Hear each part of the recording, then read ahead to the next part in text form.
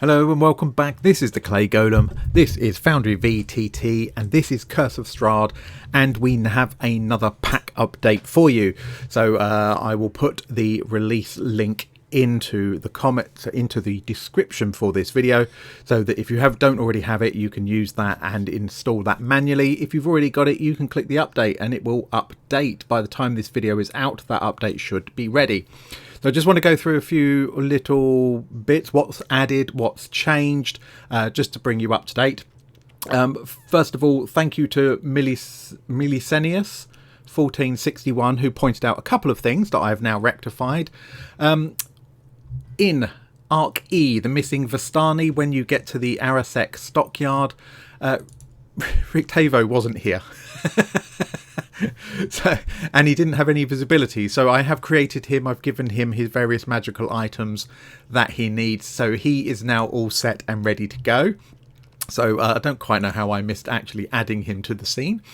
But a bit more critical, in the Lost Soul I also had a bit of an so with this scene here for the ritual, where they turn to the Watcher House, and they go into the basement in order to perform a ceremony, go to the ethereal plane, rescue Stella's ghost, etc., have a fight and everything else.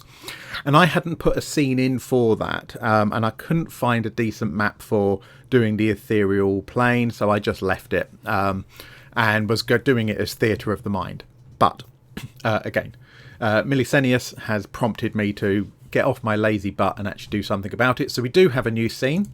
Now, because it's the ethereal plane and they're not moving anywhere, I have used the same map. I have obviously adjusted the map and I faded it right out to make it a lot more fuzzy and a lot more not quite so real, put the fog on it, etc. So your tokens can still move around and everything. There's no walls, they're in the ethereal plane, so they can wander off wherever they like. Because actually they can. Of course, the action is still focused around this room.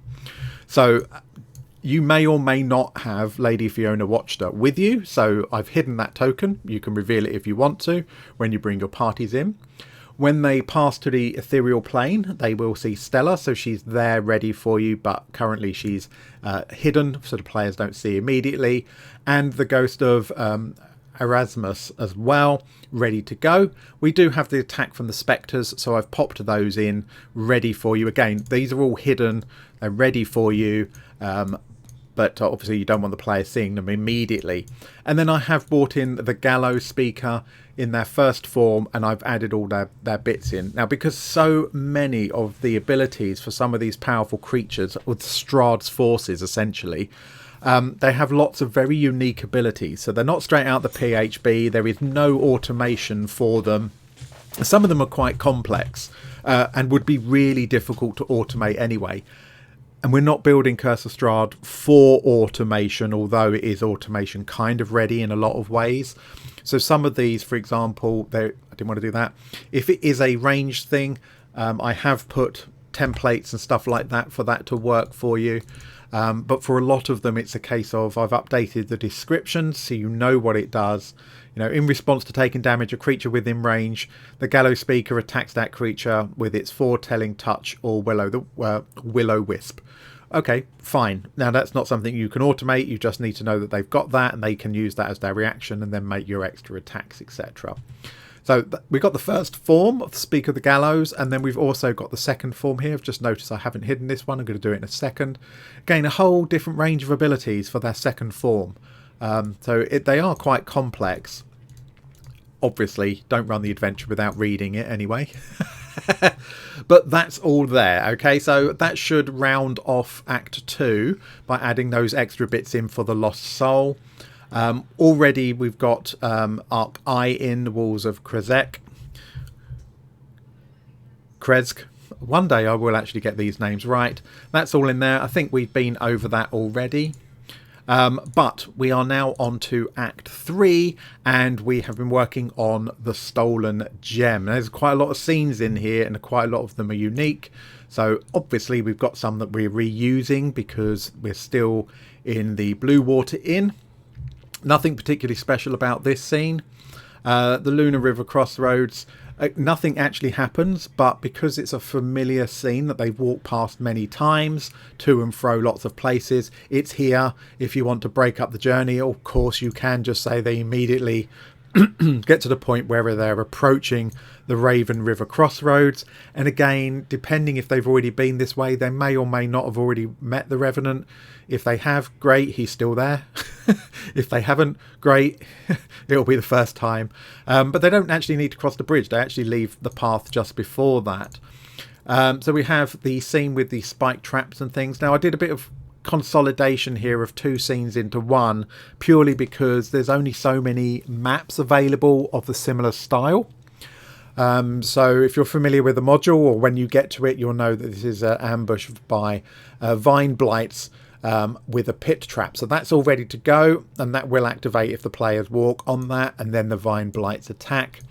And then a little bit further along the road, it's kind of, should I suppose, be a different scene. There is another one of these like ritual altar stones there. I just put it at the bottom. By the time they finish that fight and start heading down here, I can easily move on to that scene. So you'll notice this is J2D to E. So it covers both of those bits. Remember, this is Strahd Reloaded that we're looking at here for this, rather than the original module, although you do need that. Wizard of Wines. Whew, this was quite an effort to produce this one. There was a lot that went into this. So before the players get here, they get to see everything before they then get carted away and go down into the tunnels, etc. And have a bit of a conversation. And they don't actually enter the Wizard of Wines this way. Now, we have got a couple of effects on here. We've put some lightning on with thunder, of course. And I've also got a move to tunnel button, because your players will come in from the north unless they do something particularly weird. Just copy Olwen out there. But before they get there, they kind of get collared. I haven't got vision on. I'll sort that. They get collared to actually go off with this lot to go down into a cave and have a conversation and everything else. So what I've actually got, because like, yeah, look at the lighting. What I actually built on here for the players was a button.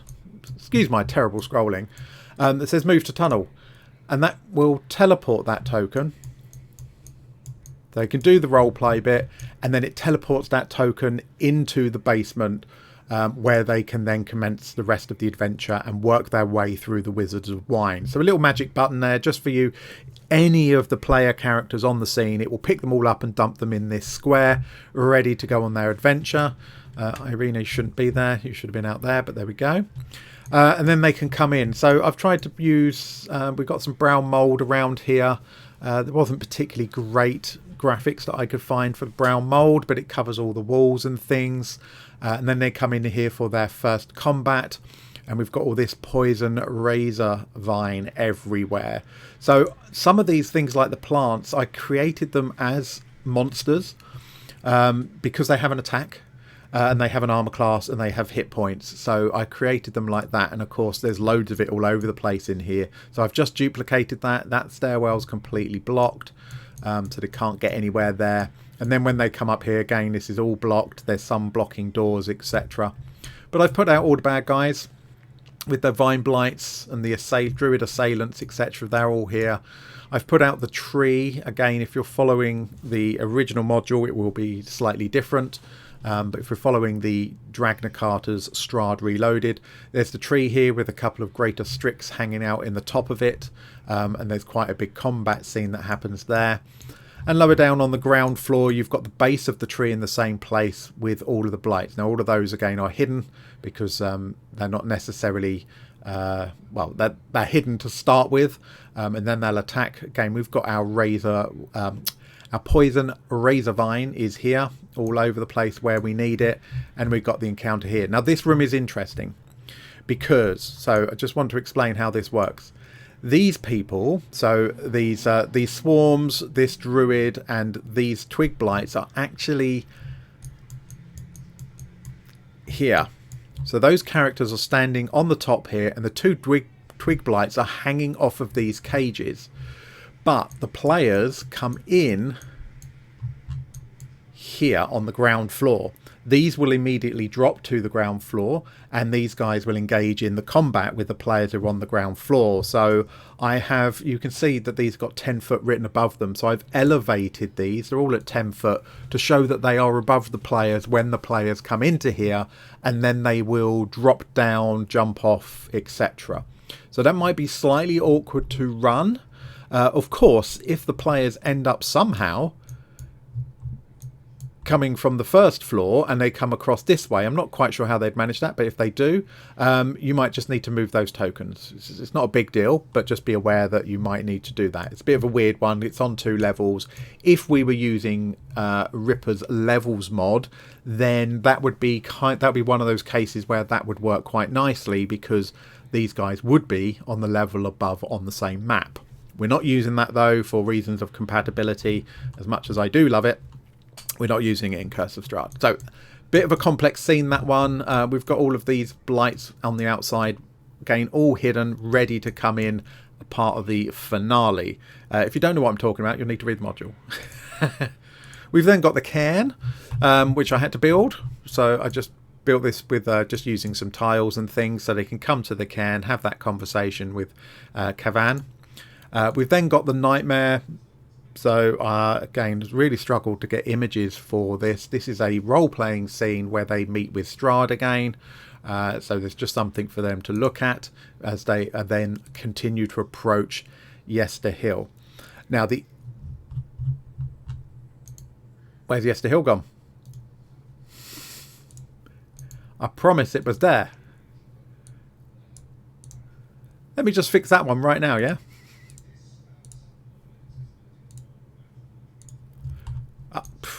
That's why. I was going to say, right, so it is there. It's just in the, for some reason, massively off to one side. There we go. We fixed that, so it will centre now. So as they approach Yester Hill. Now, what's interesting is that in the original module, there is a big map that covers the Gulthias tree, the Druid Circle, and the Berserker Cairns. When you actually read through the module, there's not really an awful lot that goes on at the Berserker Cairns, and they don't necessarily even go to the Gulthias tree.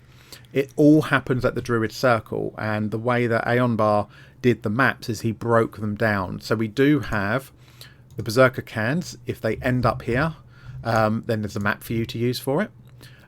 He has got a map for the Gulthias tree. That's here as well. If the players end up going there, you've got a map ready to use. But actually, it's the Druid Circle that's the important part. So this is a view of the Druid Circle as they approach, possibly with Strahd, and the ritual begins. So we've got some lights that we can turn on there to give some atmosphere as they start to approach and they get to see those lights. That's just a toggle, so click and turn off.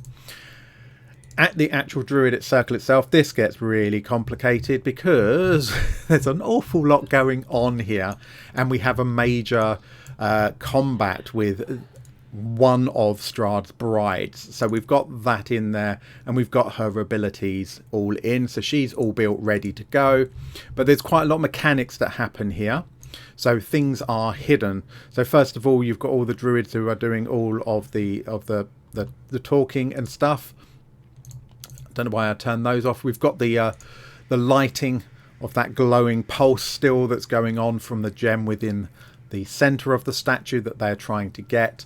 There is the wall of thorns around here, and once they start actually into combat, then you end up with this smoke ring, like ring of fog around there. So that is, I wasn't sure how to do that because tiles come in squares. There are no circular tiles. So I couldn't do a circular tile and put an animation in it, which is a bit of a shame. So what I did it as a drawing. So I've drawn that on there, and of course it's hidden to start with. Once you cast that, you can just reveal that, and it gives that representation of that solid wall of fog that the players need to then try and move through. I did try a number of different ways of doing that, and that turned out to be kind of the simplest for the DM, just to click it on and go with it rather than messing around for absolutely ages. And then of course there is the return to the winery itself, a cleaned up version, Okay, so all of the nastiness is gone, and we've got our people back in there where they belong for the whole thing to round off. Now, I'm not promising that it is absolutely perfect, but everything is there and it should all be working. So, of course, if you do download it and you're having a look at it, if you see that there's anything wrong with any of the maps, whether it's an image that's not showing properly, or, oh, you've missed this detail, or, you know, missed an entire character in a couple of instances, just let me know in the comments. That'll be really useful, and then I can fix that for you in the next release, and we can keep making sure we are improving every scene as we go. And I think at the end, when we finally completed this, which we've still got quite a long way to go, so we're still only on Act 3, it's so big. But when we finally completed it, we can go back and go, right, what polish can we put on some things? Are there additional sound effects we want to put in before we have a final completed product with everything in it? But it's quite important to have the basics in and get to that point before we go through and do too much polishing purely from a time point of view. Or otherwise we'll end up with a perfect Act 1 and then everything else never gets done. So I hope that's been useful for you. Again, there will be a link to download this in the description. If you like my work, of course, you are more than welcome to join the channel as a member. That would be appreciated. Obviously, like the video, drop a comment in, and if you're feeling particularly generous, there is a link to my Ko-fi if you wish to drop me a few pennies. It really helps keep me inspired and keeps me moving forward with these, and just lets me know that you're appreciating my work. That would be really nice of you. So that's it for this one. In the next video, we should be coming back and looking at some mod add-on bits and bobs, and I will carry on working away on Curse of Strahd in the background. Thank you for watching, take care, and I will see you in the next one.